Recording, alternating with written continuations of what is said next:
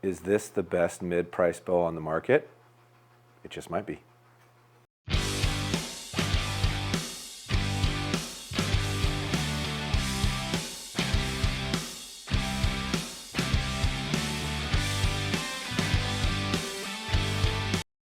Hello, welcome back to the YouTube channel. MFJJ here for PodiumArcher.com, talking about the Darton Consequence. What's significant about this bow, you say? Well, it seems to have an awful lot of features and a lot of nice quality to it for a reasonable price point.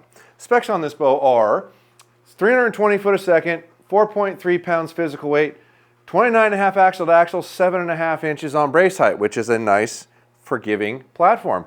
This bow is available in 50-pound peaks, 60-pound peaks, 70-pound peaks, and are you ready for it? 26 to 31.5 inch draw length adjustability. So you knuckle dragging fellows out there might be able to actually not pay $1,300 for a bow because somebody might make one a little cheaper.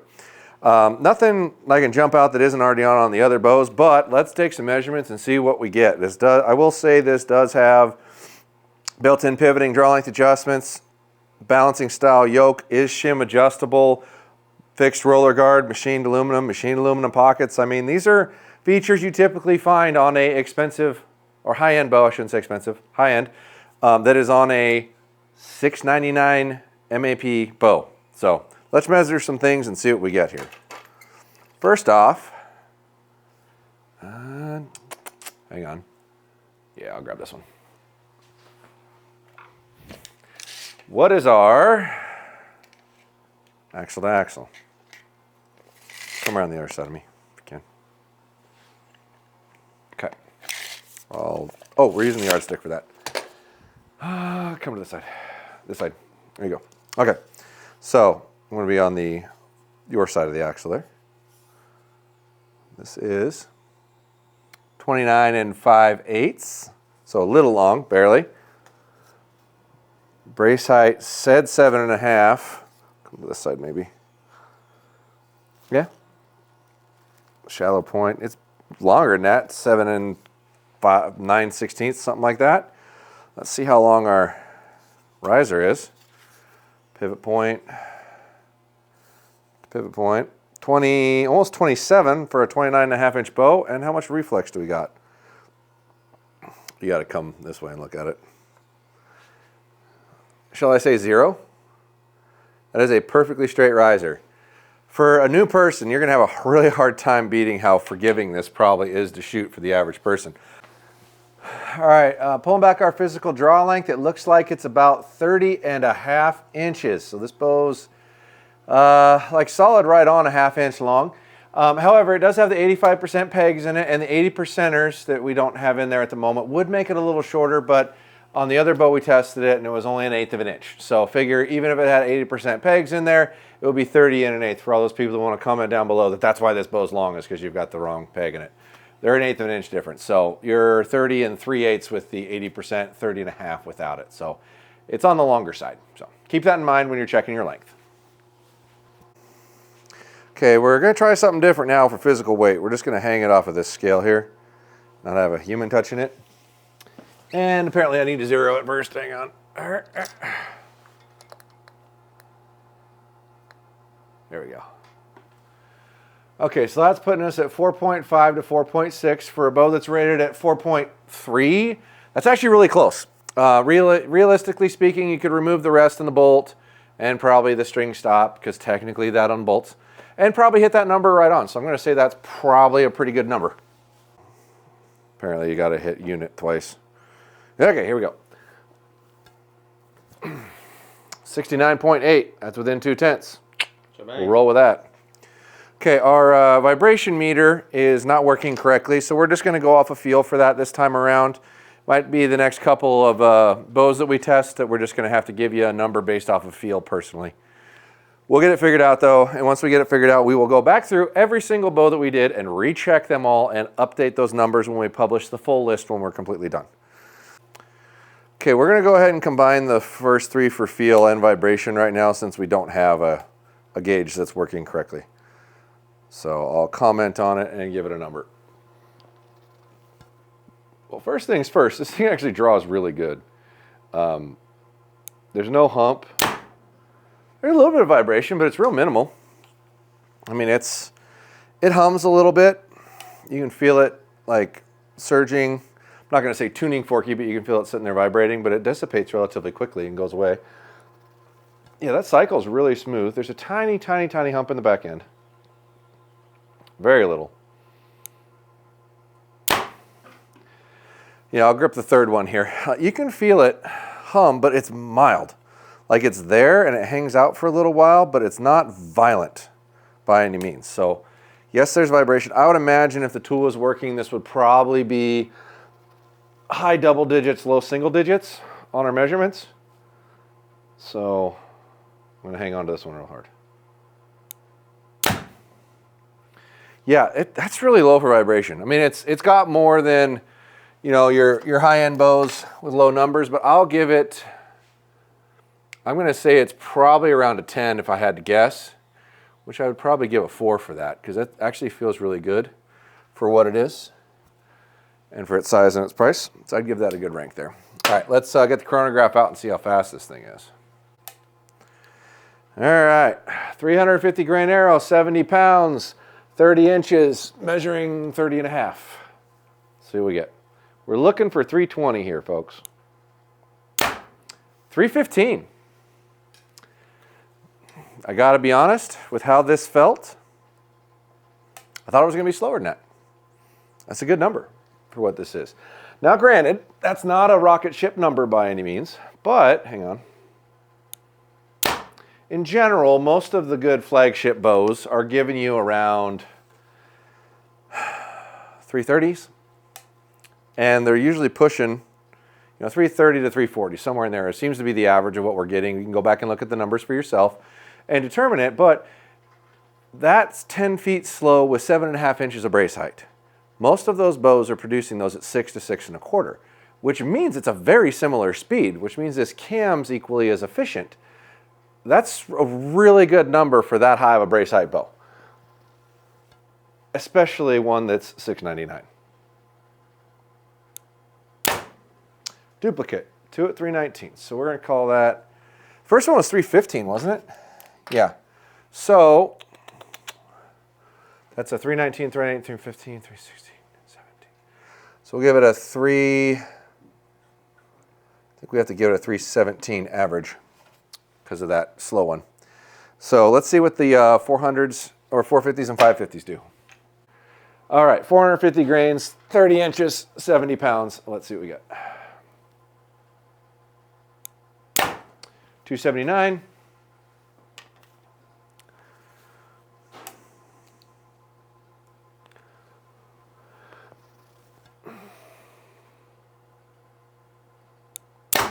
$281.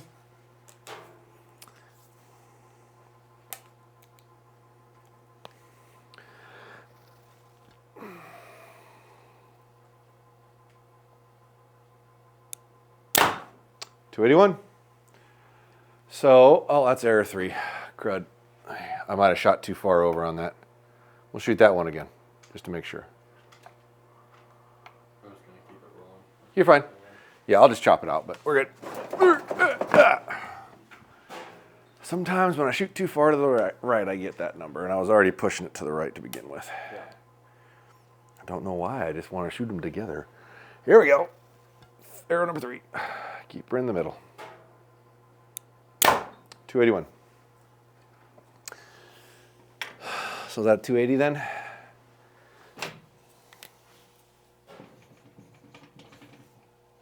Let's shoot them fatties. Two of them that I really like. All right, here we go.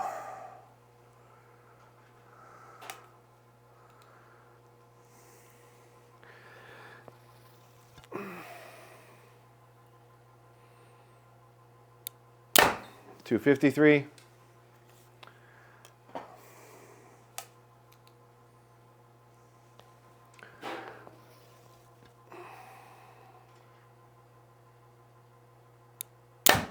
$253.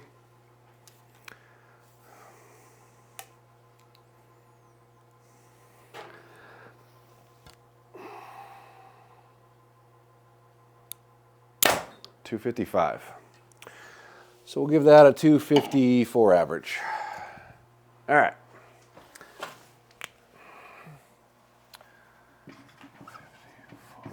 Okay. Our actual draw length was really close to 30.5, and technically we can give it 30.4 with the other one, so I'm not giving it a full ½ inch long. So you're going to get like a 2 for being that far off in the draw length, because I'm not seeing stuff that far off anymore. There is a little bit, but hardly any of it. The brace was relatively spot on, and it's a very good high forgiving brace height. I'm going to give you a 5 there. ATA was a little long. I'm going to trim just a 4. Physical weight was, I think, right on. I mean, granted, we're still trying to fudge with the rest and the rubber stuff, but a 4.3 pound bow for that overall riser length, I can't give you a 5. You should be able to make that bow relatively lighter, and if you look at it, you could cut more out of that and get another 2/10 out of it, I think, relatively easily. So I'm going to give you a 4. I can't really give you a 5 there. Speed was like spot on. I mean, to see bows within 10, I usually give that a fair measure, and even if you take into account the fact that it's a ½ inch long, it still would have been within 10. And that high of a brace height and that kind of speed, we're not really seeing that like at all. And taking into account the price. I can't give you a 5 because it's possible to get a bow faster, but I'll definitely give you a 4 because that was really fair. We shot 317, and even if you take into account the fact that it's a ½ inch long, it still would have been at least 310 for a bow rated at 320. Tunability, you can adjust the yokes. Actually, let me grab a stay here. Oh, okay, so tunability with this bow. It does have heavier, bigger axles too, which is nice to see on a price point bow, because these do start to give over time. You do have spacers, so you can adjust spacers. You do have a yoke system that is actually fixed, so you could twist them and manipulate wheel positions. So that's 2 different optional ways you can adjust wheels. So there is definitely some tunability. I'll give you at least a 3 for that. Granted, there's easier tuning systems and more features that are more user-friendly, but you can yoke tune and shim tune on this, and that's more than what most are offering. So I'll give you a 3. Features, I don't think there are like any. And we're dealing with a price point bow here, so this is not something I expect to find any of in a category. I mean, it does have a roller guard, and at $6.99, you typically don't see that. You can. It does have pivoting aluminum limb pockets. I mean, takes a triangle cutout quiver, which you could put a 2-piece quiver on. I imagine some of the bows we're going to look at in this price point might not even offer that. So features, I can't like get super excited. I'll give you a 2. You are doing some stuff, but it's not a lot. The overall balance of this bow actually feels incredibly good. It's a tiny bit top heavy, which is relatively common once you put a stabilizer on it or roll forward. I'll give you a 4 on balance. The back wall's great. I'll give you a 4. The grip's really good. I'll give you a 4. The draw cycle's really good. I'll give you a 4. All those things could be improved, but not by a lot. I mean, it's honestly a pretty freaking nice bow for the money. And when we come back up here to price, I'm not sure anybody's giving me anything at $700 that'll do this. So I'm going to give you a 5. Like, I challenge another bow manufacturer to make something that does this for this money, that it has all this stuff in it. I got to give you a 5 for that. So let's see what that ends up being. 9, 10, 11, 12, 13, 14, 18, 19, 20. It's a 25 on the high score. 16, 20. It's a 29 on MFO. And mind you, folks,